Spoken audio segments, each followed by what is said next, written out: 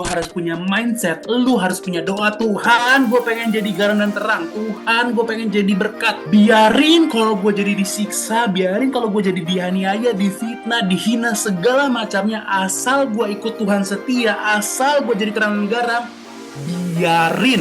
Gue nggak mau ya nih 9 orang selain gue di ini ada yang di 20 tahun di masa depan kejadian kayak gitu ya. Ini gue perhatiin nama-namanya serius. Sampai ada 20 tahun dari sekarang kejadian kayak gitu, nama-nama di sini gue kutuk, gue yang maju duluan yang kutukin serius. Gue nggak terlalu, bukan tipe orang yang sering untuk membawa sesuatu yang baru serta merta, tapi membawa kembali hal-hal yang lama dengan cara yang baru. Karena basically seringkali kita banyak hal yang kita udah tahu dari lama, cuma kayak lupain aja, kayak kayak diabaikan gitu. Dan sama kayak ayat yang hari ini mau gue bagikan juga sama teman-teman. Gue mau ajak kita buka di Matius 5, Matius pasal yang kelima ayat 14. Ini ayat yang udah familiar banget lah.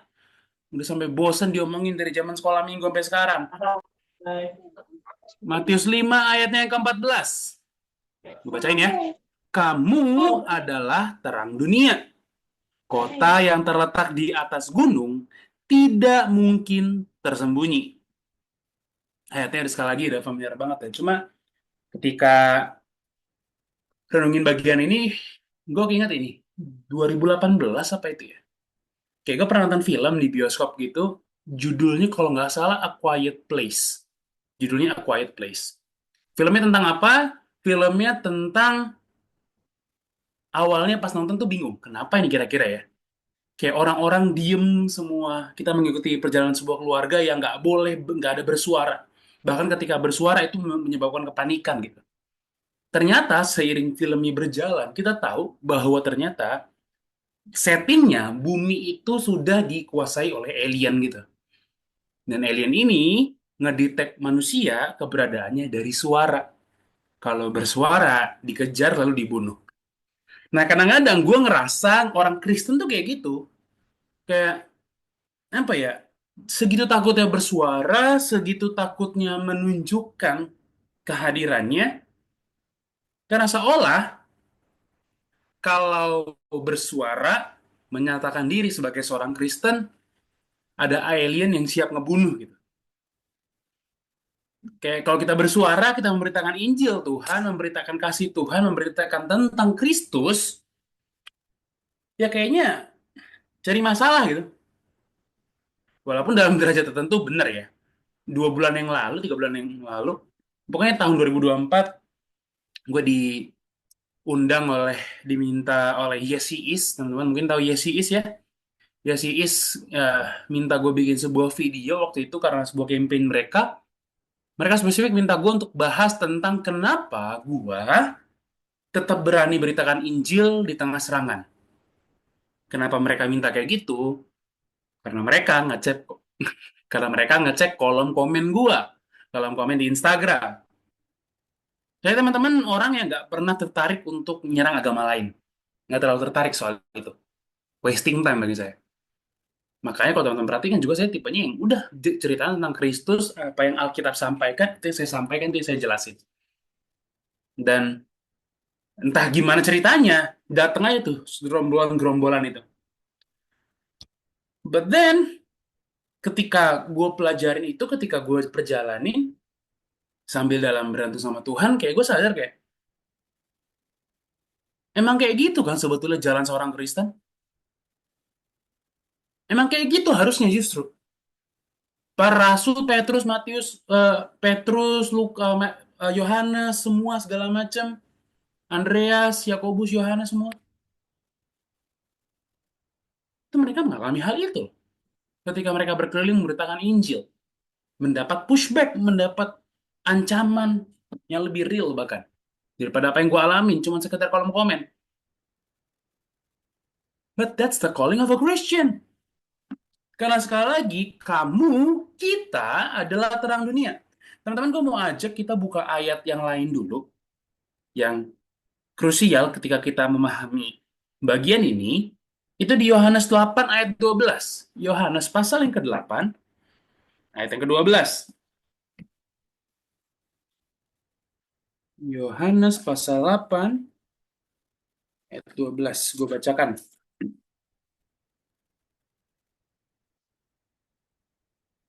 Yohanes pasal yang ke-8 ayat yang ke-12. Maka Yesus berkata pula kepada orang banyak, katanya, akulah terang dunia. Loh, tadi Yesus bilang kita, murid-muridnya nih yang terang dunia. Di sini Kristus ngomong, akulah terang dunia.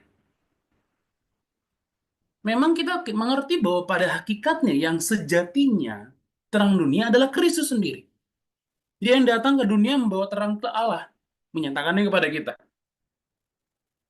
Maka sejatinya Kristus yang terang itu sendiri. Tapi ketika kita baca lebih lanjut, ayat 12 masih, barang siapa mengikut aku, ia tidak akan berjalan dalam kegelapan, melainkan ia akan mempunyai terang hidup. Gue selalu bingung ketika orang banyak nanya, kenapa sih eh, lu semangat banget, Mak, beritain Injil? Kenapa lu semangat banget beritain firman Tuhan? Apa alasannya? Dicari-cari biasanya momen-momen kayak, lu ada apakah ada pengalaman spiritual apakah yang ngubah lu? Bilang nggak ada. Nggak ada. Pertobatan gue juga biasa aja, cuman diberitain Injil, ngobrol sama pendeta, udah. Doa, kelar. Justru yang gue bingung sering kali orang Kristen ketika nanya kayak gitu, itu nggak masuk di otak gue karena yang gue tahu justru ketika lu ikut Tuhan, lu nggak akan tahan untuk nggak beritain tentang Tuhan. Justru lu aneh ketika lu ngaku murid Kristus, lu ngaku ngikut Kristus, tapi kok mulut lu kayak nggak ada gairahnya ya untuk berita tentang Kristus. Justru aneh di situ. Bukan gue yang aneh, lu yang aneh. Bukan gue yang aneh. Ketika kita baca Alkitab, ketika ngeliat para rasul, mereka bertobat, percaya kepada Kristus, mereka nggak tahan untuk nggak beritain Injil. Karena mereka tahu bahwa status mereka sebagai orang Kristen, sebagai pengikut Kristus adalah terang dan garam yang dibutuhin oleh dunia. Bahwa dunia sungguh-sungguh membutuhkan berita Injil Kristus, berita Injil yang dibawa oleh Kristus. Dan diteruskan kepada kita.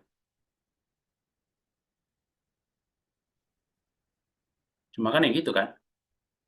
Karena kita di generasi yang makin ini ya, makin angkat-angkat tai ayam soal iman.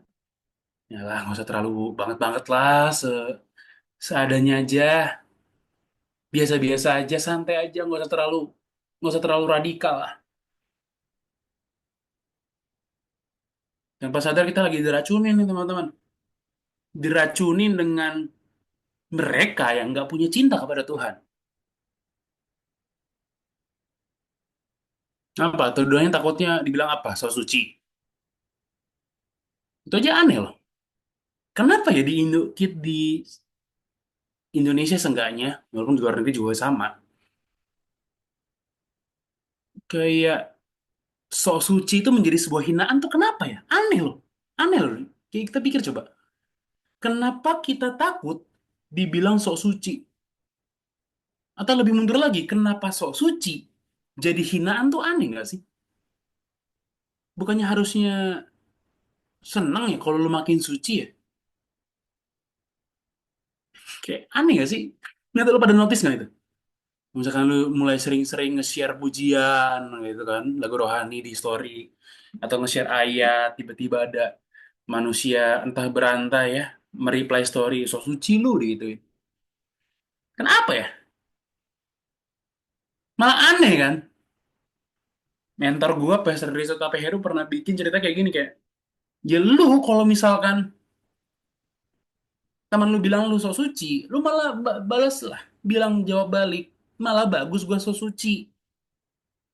Karena ketika kita nongkrong ntar, lu nggak perlu lu takut HP lu hilang, gua nggak bakal colong lagi, gua udah jadi suci.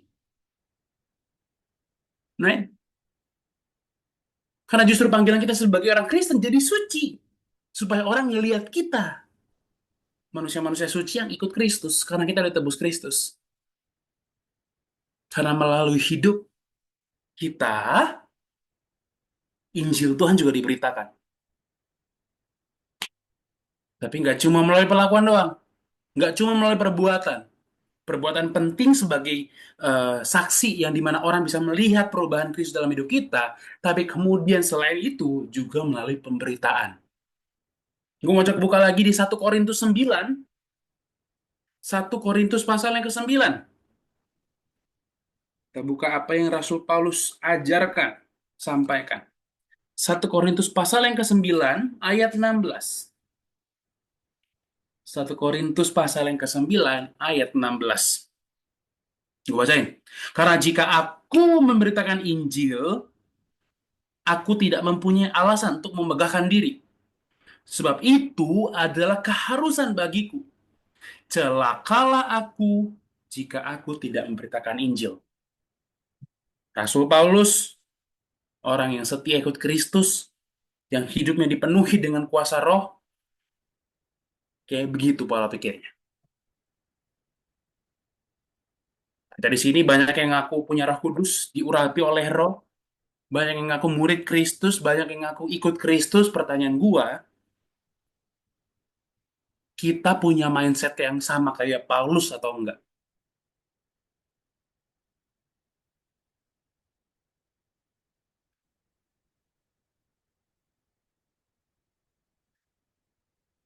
Lanjutin di ayat 19, bahkan sungguh pun aku bebas terhadap semua orang, aku menjadikan diriku hamba dari semua orang, supaya aku boleh memenangkan sebanyak mungkin orang. Mereka yang ngerasain kasih Kristus, ya gue tahu kasih Kristus, gue rasain Tuhan ngubah hidup gue kayak apa. Gue nggak tahan ngeliat orang-orang di luar sana yang masih belum kenal Kristus. Makanya gue beritain. Karena gue pengen orang-orang di luar sana ngerasain kasih Tuhan yang sama, yang lebih dulu gue rasain. Sama kayak gue ketika makan bakso yang enak, gue nggak tahan sharing itu ke teman-teman, biar teman-teman gue juga nyoba baksonya, biar rasain juga enaknya. Nah, problemnya ketika kita nggak punya kehausan, keinginan untuk beritakan firman Tuhan, nyatakan jadi terang bagi dunia melalui kehidupan dan pemberitaan Injil kita, jangan-jangan karena kita belum ngerasain kasih Tuhan. Jangan-jangan kita nganggap ya, Kristus itu ya sampingan aja, ekstra dalam kehidupan aja lah. Sekedar biar gue ada yang tahu mau doa kemana kalau misalkan ntar mau ujian misalkan. Asal gue tahu lah mau doa kemana ntar kalau sakit. Asal gue tahu lah mau doa kemana ntar sebelum tidur. Sebatas itu doang. Tapi nggak ngelihat Kristus sebagai juru selamat yang sungguh-sungguh udah nebus kita dari dosa. Yang harusnya kita menanggung murka Allah sendiri oleh karena dosa-dosa kita. Tapi Kristus tebus gantikan supaya kita nggak perlu nanggung hukuman itu. Justru melalui penebusan Kristus yang kita percaya kepada Kristus, yang dijamin bagi kita adalah hidup kekal. Kita ngerti nggak itu? Sungguh-sungguh ngerti nggak? Sungguh-sungguh ngalamin nggak? Karena jangan harap lu mau beritakan kepada orang kalau lu sendiri nggak pernah ngalamin itu. Dan kalau lu nggak pernah ngalamin itu, tanda tanya juga selama ini jadi Kristen ngapain? Ngapain? Ketika lu baca Alkitab, yang lu cari apa? Apakah tentang Kristus? Atau tentang keperluan lu doang? Unless, ya. Kecuali lu hidup dalam Kristus, jangan harap pernah bisa jadi terang. Jangan harap. Seperti tadi Tuhan Yesus bilang ya, di Yohanes 8 tadi, yang akan punya terang hidup adalah mereka yang ikut Kristus, yang setia ikut Kristus. Itu caranya bisa jadi punya terang. Bukan sekedar kayak lu jadi orang inspirasional, misalkan. Bagus, bagus. Lu jadi penguat orang, bagus, misalkan. Apalagi lu bisa bantu nenek-nenek nyebrang jalan tuh, nyebrang lampu merah, bagus, bagus. Kalau bisa, bagus. Kenapa ya kalau kayak zaman-zaman SD dulu, buku PKN, contoh berbuat baik, membantu nenek-nenek menyeberang jalan gitu kayak. Kenapa contohnya selalu kayak gitu ya? Atau, tau gak sih yang kemarin yang sempet sering Inilah rame meme-meme yang ini jawaban-jawaban anak SD tuh soal ujian. Ada gambar ibu-ibu kan lagi nyusuin anak bayinya gitu. Ini adalah bentuk kasih sayang seorang pembantu. Kenapa ya? Nggak masalah hal baik kayak gitu nggak apa-apa. Betul, justru itu juga jadi bentuk kita hidup sebagai seorang Kristen. Tapi jangan ditukar prioritasnya. Salah satu problema terbesar gereja zaman sekarang adalah menukar yang prioritas menjadi yang sekunder jadi prioritas. Itu satu hal yang kemarin terngiang banget di gue ketika gue kemarin ngobrol sama Pendeta Esra Soru kemarin diundang ke ini gue ke Pijar TV jadi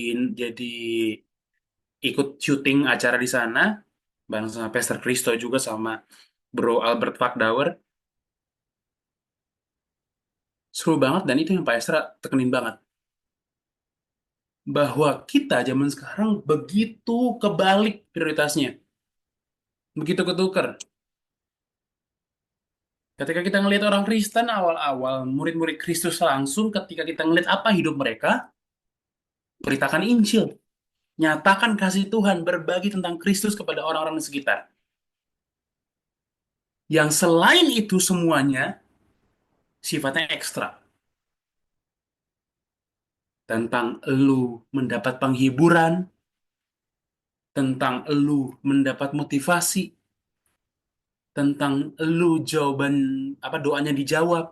Semua yang itu sifatnya ekstra, sampingan. Tentang penyakit lu sembuh, itu sifatnya sampingan. Yang sentralnya adalah tentang lu, tentang orang-orang Kristen membagikan tentang Kristus. Masalah kita zaman sekarang ditukar kan?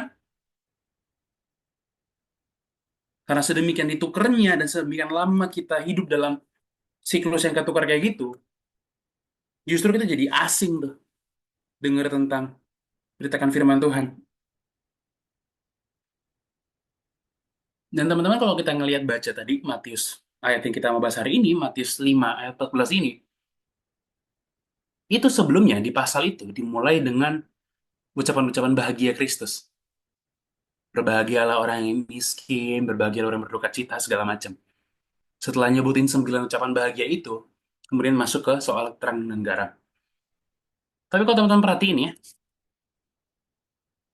ucapan-ucapan bahagia Yesus, ya dimulai dengan berbahagia orang yang bermiskin di hadapan Allah karena mereka lah yang punya kerajaan sorga.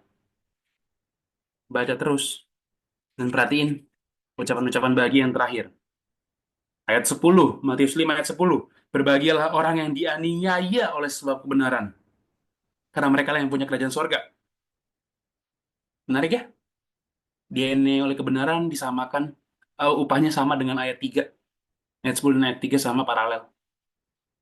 Terus ayat 11, berbahagialah kamu jika karena aku kamu dicela dan dianiaya dan kepadamu difitnahkan segala yang jahat. Bersukacitalah dan bergembiralah karena upahmu besar di sorga, sebab demikian juga telah dianiaya nabi-nabi yang sebelum kamu.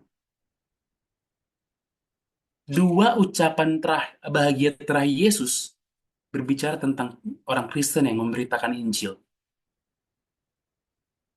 Baru dia masuk ke dalam terang, pembahasan terang dan garam. Artinya, cara kita jadi terang dan garam utamanya melalui memberitakan tentang Kristus.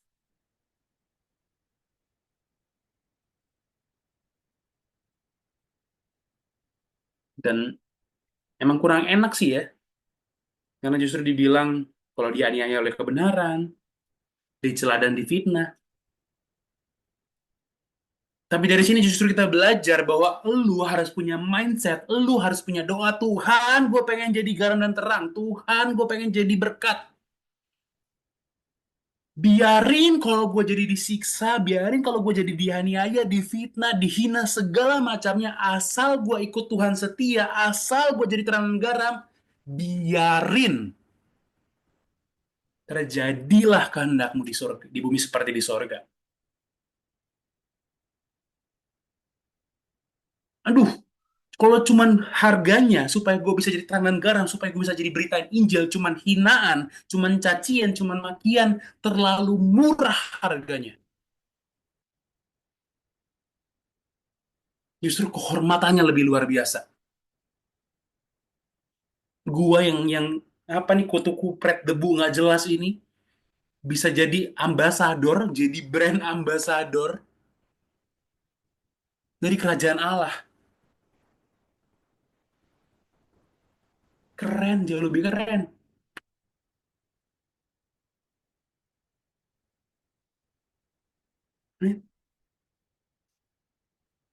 Kamu adalah garam dunia, ayat 13. Jika garam itu menjadi tawar, dengan apakah ia diasinkan? Tidak ada lagi gunanya selain dibuang dan diinjak orang. Itu garam bukan? Garam yang kayak apa? Jangan-jangan garam yang hambar. Yang ditaburin gak ada rasanya juga. Tuhan Yesus bilang, orang kayak gitu gak ada gunanya. Ini mending loh. Teman-teman, satu yang menarik ya. Kalau baca 13, itu garam yang hambar kan. Bukan garam yang kebalikan dari harusnya garam. Maksud gua apa? Garam bukan garam, dibilang bukan garam yang manis, tapi garam yang hambar. Artinya garam yang kehilangan rasanya, kehilangan efeknya. Tahu nggak maksudnya Yesus di sini apa? Kalau mau diaplikasikan kepada orang Kristen. Orang-orang Kristen yang pasif, yang diem, yang nggak gerak, itu. Emang Tuhan Yesus benci sama ini pembuat dosa doang? Pendosa doang? Enggak. Tuhan Yesus bukan cuma marah sama pendosa, enggak. Tapi orang-orang yang tahu kebaikan, tapi nggak mau lakukan, itu pun Tuhan Yesus marah. Orang-orang yang tahu Injil, tahu bahwa kita punya tugas beritain Injil, jadi terang bagi orang-orang sekitar kita, tapi nggak mau lakukan, Tuhan Yesus juga marah. Karena kita dengan cara kayak gitu, kita jadi garam yang hambar, nggak mengasinkan dunia di sekitar kita, nggak mengawetkan pembusukan yang terjadi di sekitar kita. Ironinya jangan, justru seringkali, ya, orang Kristen masih mending, cuman nggak berdampak. Masih mending. Kadang-kadang ini jadi justru malah jadi agen pembusukan. Di pura gua apa, Pastor Raguel Lewi, dia paling marah-marah tuh kemarin yang kasus Pertamax. Teman-teman tahu kasus Pertamax oplosan kemarin? Kan salah satu pelaku di jajaran atasnya tuh dia cari tuh Instagramnya.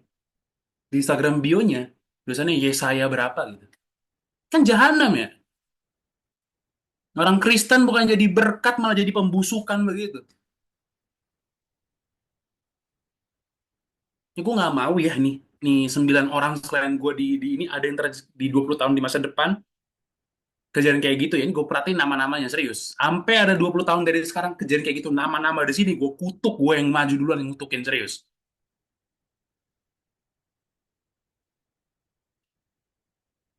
Dan tugasnya jadi terang. Kalau lu jadi malah agen kegelapan, lu tobat. Hmm, tobat serius.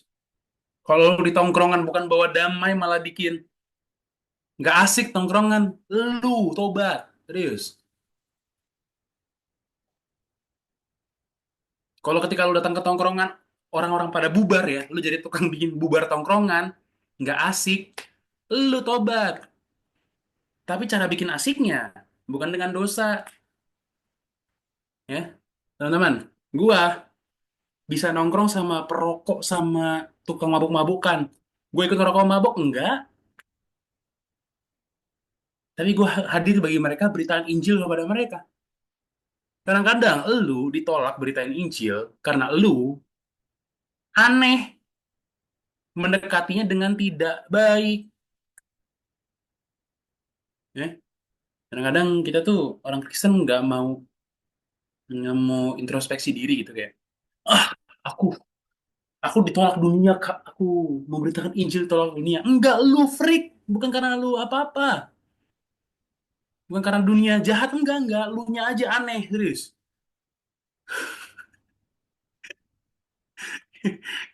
Lu orang lagi ngopi, tiba-tiba bertobatlah kerajaan Allah sudah dekat. Ya iyalah. Orang juga males ngobrol sama lu kayak gitu caranya. Aneh banget.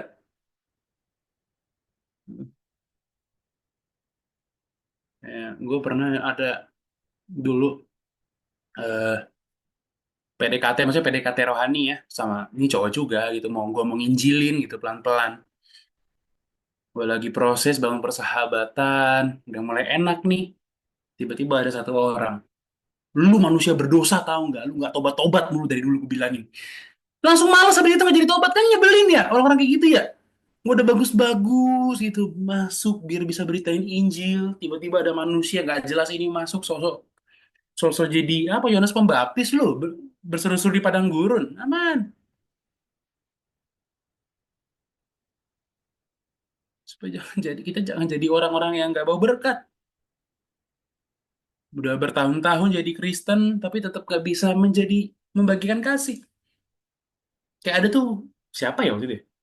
Pokoknya adalah muncul reels yang mualaf gitu, orang cabut dari Kristen, terus katanya ngakunya dibaptis 5 kali apa katanya.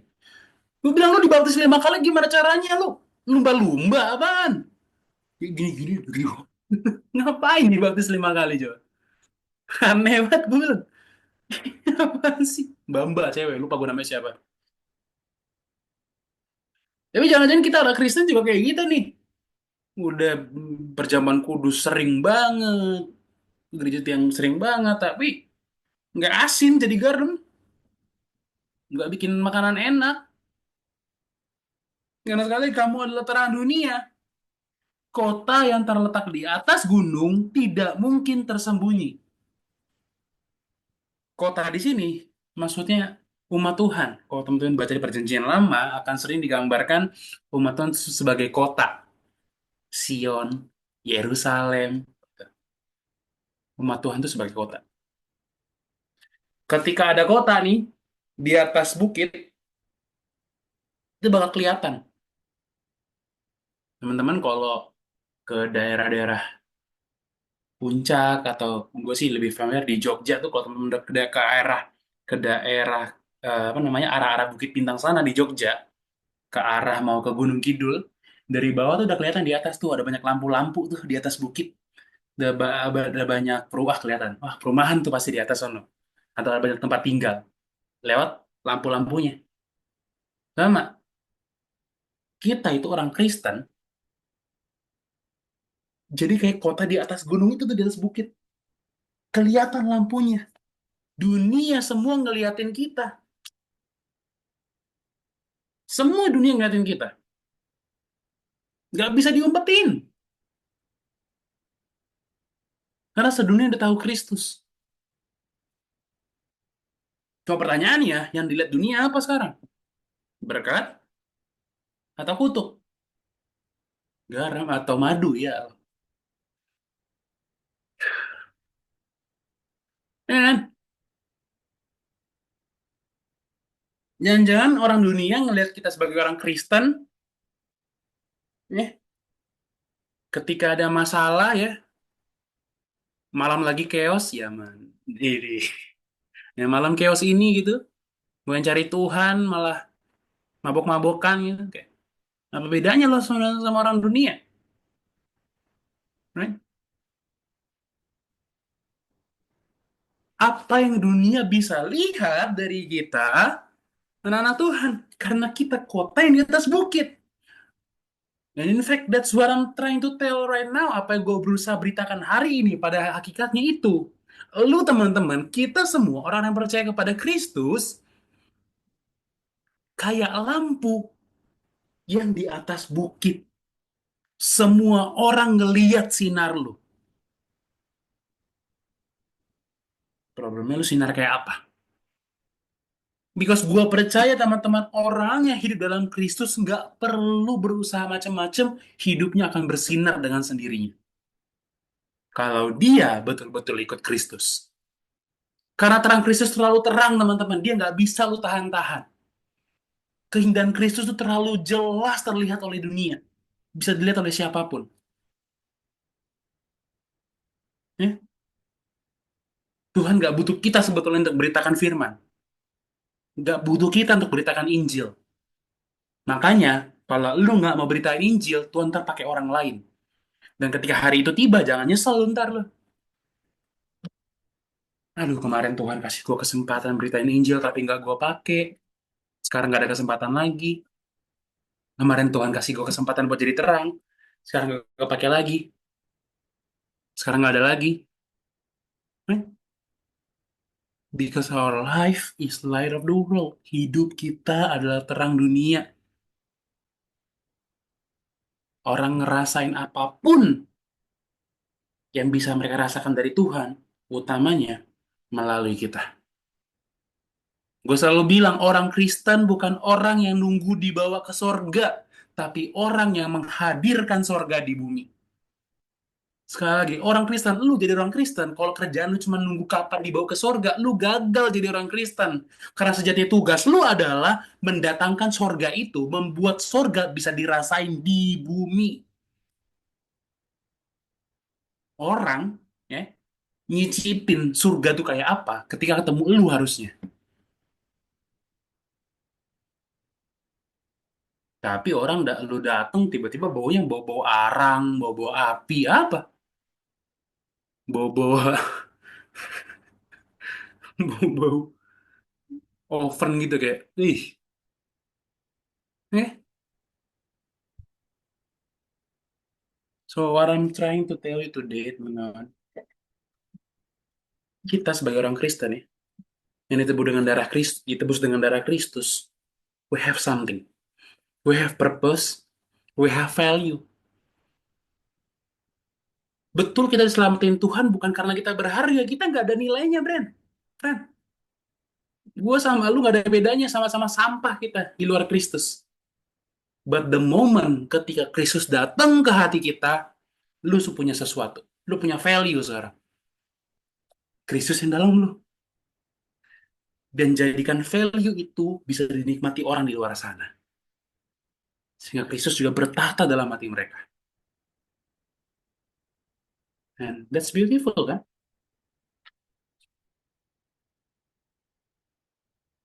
Karena dengan pemberitaan kita teman-teman, melalui hidup kita, melalui pemberitaan kita, makin banyak orang percaya Kristus, makin banyak orang diselamatkan, makin banyak penghuni surga.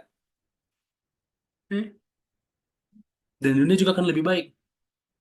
Lu kalau pengen ya, ada satu temen yang lu kasihi, lu pengen lihat dia di surga juga, sekarang ini dia belum percaya Kristus, lu gerak tuh. Nyatain kuasa Kristus, nyatain cinta kasih Kristus.